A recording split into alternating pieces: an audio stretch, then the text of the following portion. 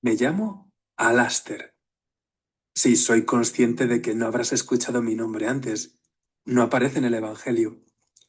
Y sin embargo, yo también he presenciado de manera directa los acontecimientos que han tenido lugar en Jerusalén todos estos días. No es que físicamente haya estado, pero sí que estuve. Sé que es un poco lioso, pero es que todo lo que ha sucedido estas últimas jornadas lo ha sido. Trataré de explicarme un poco mejor. Como te he dicho, mi nombre es Alaster. Este nombre, que quizás te suene extraño, me lo puso Yahvé cuando me creó y significa protector del hombre. Efectivamente, soy un ángel, y más en concreto, un custodio, uno de esos ángeles a los que Dios nos ha dado la misión de acompañar y cuidar a los hombres en su paso por la tierra. Siempre me consideré un afortunado. Todos los custodios lo somos. Poder cuidar de los hombres, poder custodiar los tesoros de Dios. Sin embargo, hoy no es un día fácil. La tierra está muda, porque el Maestro ha muerto y su cuerpo reposa en el sepulcro. Y yo también experimento un vacío, porque mi misión terminó ayer de un modo precipitado. A lo mejor te lo has imaginado ya. Sí, yo he sido hasta ahora el ángel custodio de Judas. A mí se me confió cuidar a uno de los amigos más íntimos de Jesús. Y después de haber pasado lo que ha pasado, no dejo de darle vueltas. ¿Qué ha ocurrido? ¿Qué ha fallado? ¿Pero por qué?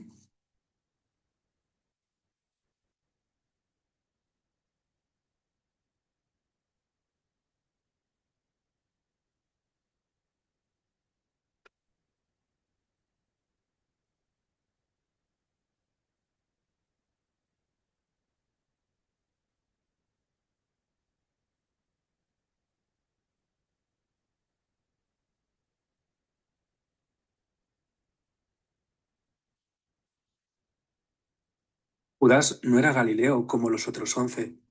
Procedía de una pequeña población del sur de Judea, Cariot.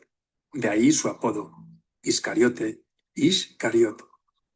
Desde bien pequeño fue un chico despierto, decidido, valiente. Es verdad que tenía su genio y que llevaba mal lo de perder, pero tenía un corazón magnánimo, abierto a los planes de Dios.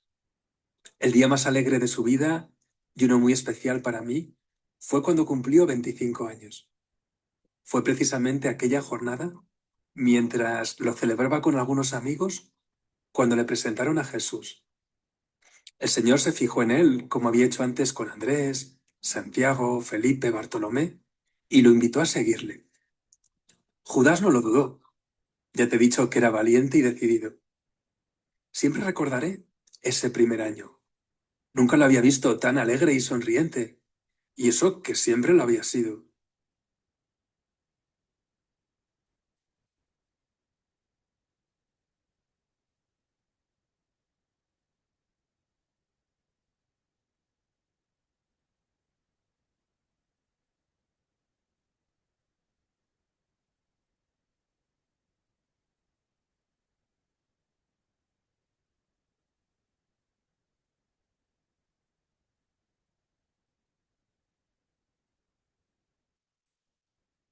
Pero algo, a partir del segundo año, comenzó a torcerse.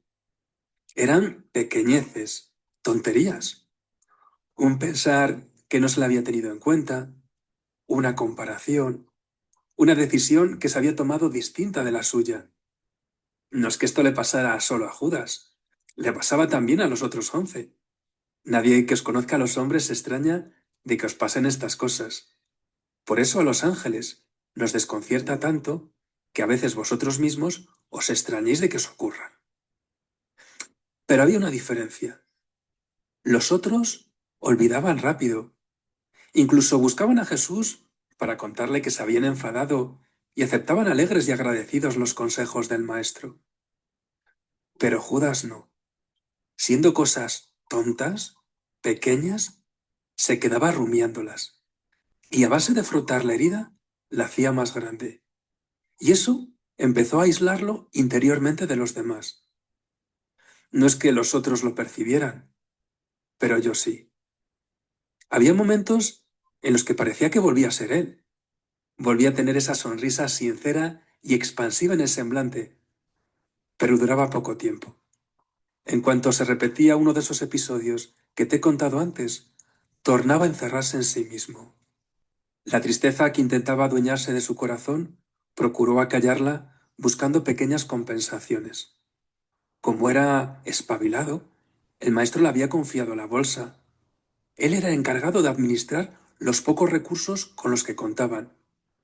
Pero aunque fueran pocos, había logrado, sin que se notara, derivar algunos dracmas para pequeños caprichos y gastos personales.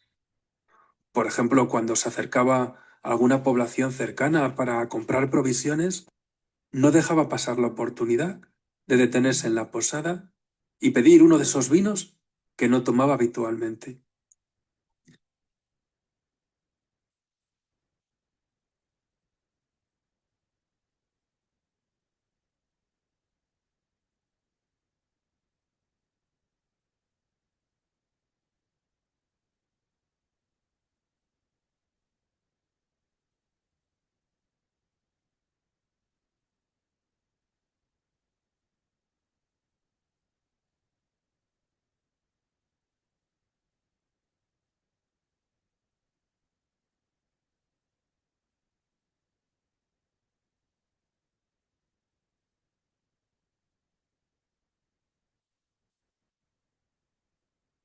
Sin embargo, te tengo que decir que ni sus compensaciones, ni sus cobardías para dar la cara por el Señor, eran lo que a mí más me preocupaba.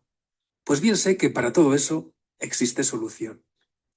Lo que de verdad me inquietaba es que ella nunca buscaba estar a solas con el maestro. Es cierto que compartían la mesa, las conversaciones y tantos momentos en compañía de los otros, pero fuera de esos espacios comunes, y a pesar de la sonrisa que procuraba reflejar en su semblante, evitaba al Señor. Fue entonces cuando percibí la gravedad de la situación. Al igual que muchos siglos atrás había ocurrido con Adán, el primero y padre de todos los hombres, Judas había empezado a ocultarse de la mirada de Dios. El demonio, el enemigo, había conseguido hacer germinar la semilla del fruto más dañino para el corazón humano, el de la desconfianza en Dios. Porque ocultarse de la mirada de Dios es no dejarse amar por Él. Y ese sí que es el único y verdadero drama para el corazón de cualquier criatura que hemos salido de la mano de Dios. Además, el no dejarse amar le fue llevando a olvidarse de hacerlo. Ya no era ese hombre paciente y comprensivo, cada vez era más crítico con los otros. Le molestaban la sonrisa y la alegría que veía a su alrededor, y en su interior empezó a enjuiciarlos y tacharlos de falsos e interesados.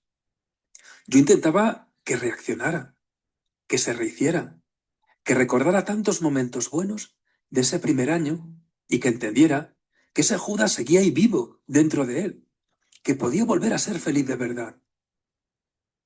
Pienso que estuve cerca de lograrlo en varias ocasiones, pero todo se precipitó hace 3 días.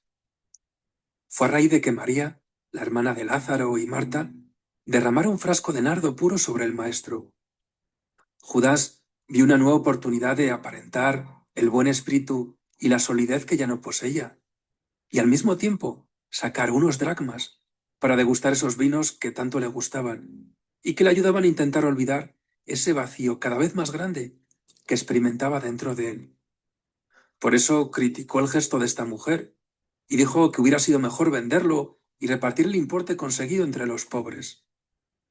Pero el maestro, dirigiendo una mirada a Judas, en la que se mezclaba a partes iguales el cariño que le tenía y la pena de percibir que se escondía de su amor, agradeció a María su gesto magnánimo.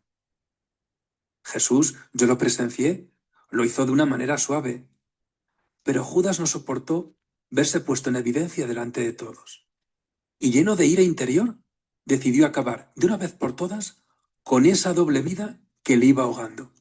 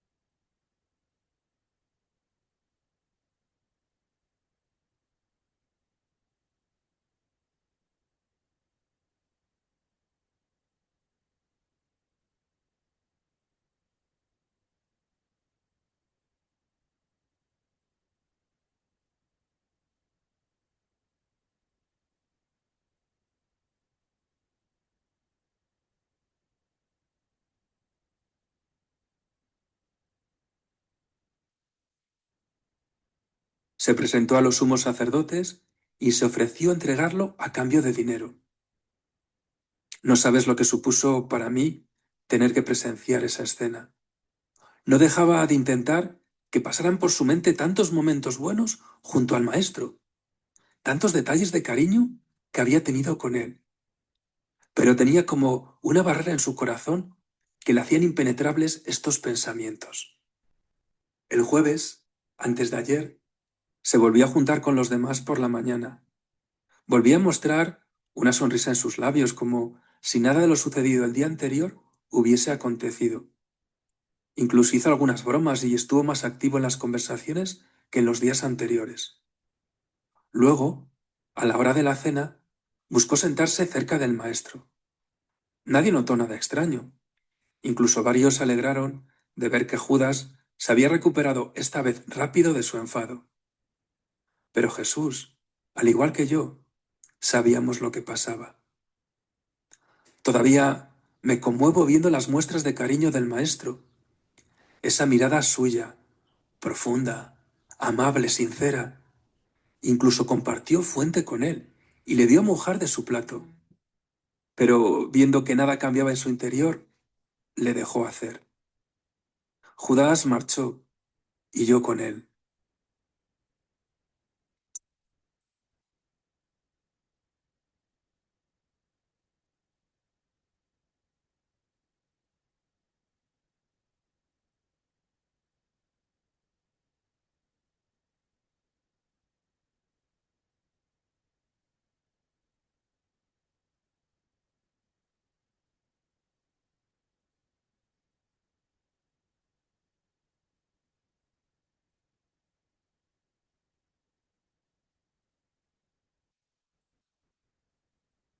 No volvimos junto a Jesús hasta entrada la noche en el huerto de los olivos.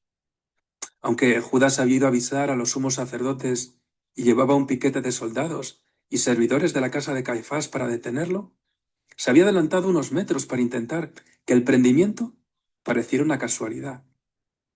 El gesto para que identificaran al maestro fue un beso. Y cuando lo besó, el Señor intentó tocar su corazón una vez más, pero no lo logró. Bien sabes todo lo que ocurrió ayer. Solo te diré que cuando Judas vio que iban a acabar con la vida del maestro, sufrió una crisis de angustia y desesperación, y quiso devolver las monedas que había obtenido por su entrega. Y como no las aceptaron, las tiró al suelo. En esos instantes, un rayo de esperanza cruzó por mi entendimiento. Aún era posible el cambio, aún era posible volver junto a Jesús. Pero en lugar de eso, pensó que ya nada tenía solución y deseó lo peor que puede desear un ser humano. Deseó no haber nacido. Y llevado por este pensamiento, fue hasta un árbol, ató una soga y se ahorcó.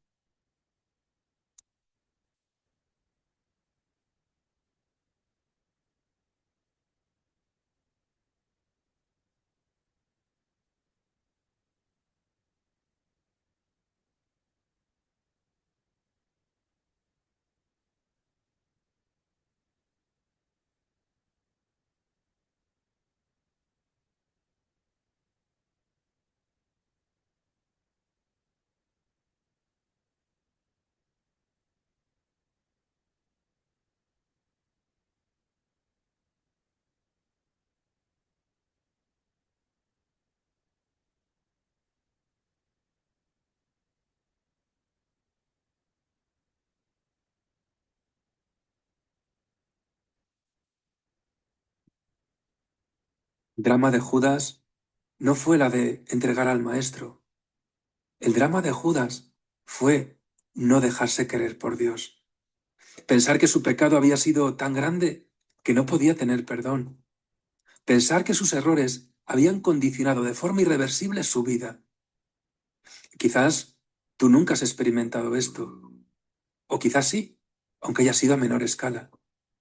O quizás conoces a alguien que lo haya pasado o lo esté pasando y esto que te digo le puede ayudar. Es por eso por lo que me he decidido a hablarte yo hoy, para que sea como sea tu vida, Pase lo que pase, ocurra lo que ocurra, nunca te dejes arrastrar por la tentación de no dejarte amar por Dios.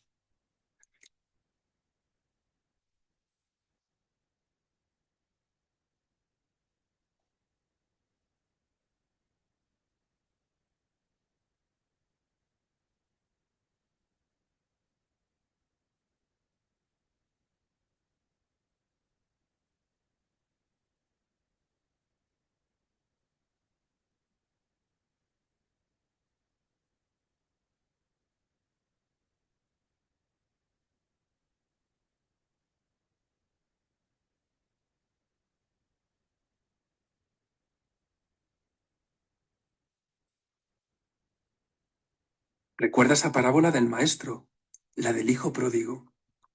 Al padre de ese chico nada le importó de lo que hubiera ocurrido. Lo único que le importaba es que volvía a estar a su lado. Lo único que le importaba es que había vuelto a dejarse amar por su padre. Y ese día cambió todo. Si alguna vez piensas que tus fallos son demasiado grandes, mira la cruz. Mira lo que el maestro volvería a hacer para poder recuperarte, para poder estar contigo. Porque como dijo, su gozo es estar con los hijos de los hombres. Su gozo eres tú.